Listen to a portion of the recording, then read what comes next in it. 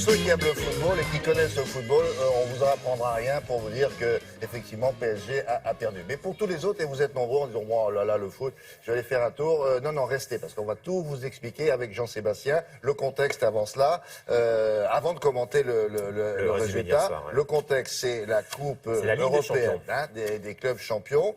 Il y a deux clubs, il y a le Barcelone, l'un des meilleurs clubs du monde, et puis il y a le PSG, l'un des meilleurs clubs de France. Exactement. Il y a eu un match aller et un match retour. Au match aller, qu'est-ce qui s'était passé? L'équation, elle est simple. Au match aller, Paris l'avait emporté 4-0 au Parc des Princes. À ce moment-là, on se dit que c'est bien parti parce qu'il faut 5 buts à Barcelone hier soir pour remonter ce score.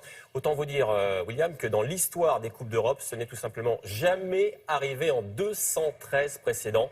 Donc hier soir, on a vécu un cauchemar. Paris est rentré dans l'histoire, mais de la pire des manières. Je vous propose de revoir en image ce scénario. Catastrophe. Allez, regardez. Les Parisiens, évidemment, à terre, des paris humiliés donc sur la pelouse de Barcelone. Et évidemment, on a vu ces images des Catalans qui fêtent le miracle, car c'est bien un miracle hier soir. Il faut dire que l'entame du PSG est catastrophique. 3e minute, Luis Suarez déjà qui devance Trapp pour ouvrir le score. Barcelone mène déjà 1-0 dans ce match. Paris, on l'a compris, va souffrir, mais encore, William, 3 buts d'avance. Il y a encore de la place. Le problème, c'est que le PSG va encaisser un deuxième but. Logique avant la mi-temps par Kurzawa contre son camp, donc. Et à la mi-temps, donc, le Barça a déjà fait la moitié du chemin. 2 buts. Dès le retour des vestiaires, Meunier glisse dans la surface. Il déséquilibre Neymar. Vous le voyez, penalty qui le tire. Messi, il ne tremble pas. 3-0 pour Barcelone. Paris n'a plus qu'un but d'avance, évidemment. Tout le Camp Nou y croit. Paris tremble, mais le miracle va se produire quand même. Kurzawa pour Cavani, explosion de joie des Parisiens. Ce but-là, il vaut de l'or, car à ce moment-là, Barcelone doit maintenant marquer 3 fois de plus. On croit que c'est mission impossible. Mais hier soir à Barcelone, vous allez voir, tout était possible. On est à quelques minutes de la fin. Neymar, 4e but de Barcelone. Alors là, Paris tremble, évidemment. La fin de match va être très, très compliquée pour les Parisiens. Penalty à nouveau pour le Barcelone. Neymar encore lui.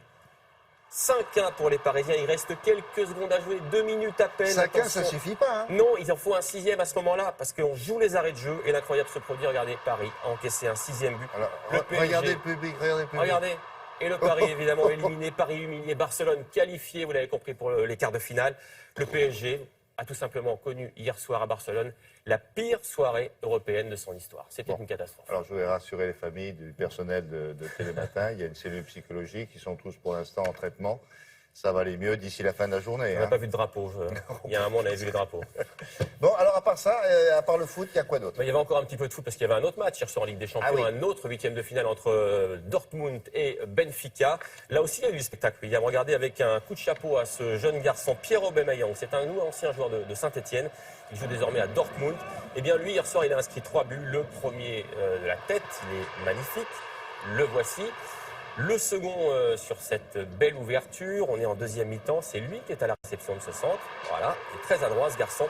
Aubameyang qui a donc signé un triplé hier soir. Voici son 3e but ici. Dortmund remporte 4-0, qualifié également pour les quarts. Bravo à Dortmund.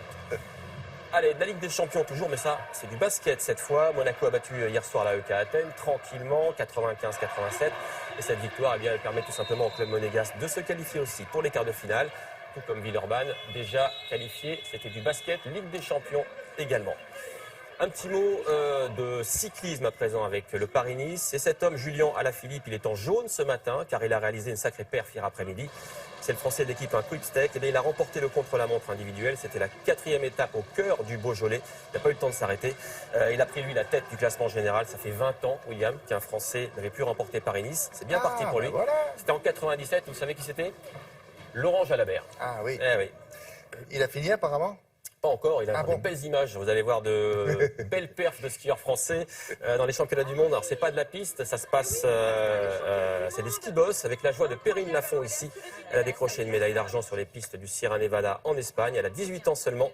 Elle a survolé l'épreuve du ski-boss. Belle technique, beau saut, vous l'avez vu. Elle a terminé 2e derrière une Anglaise. Oui. Elle est en argent. Bravo à elle.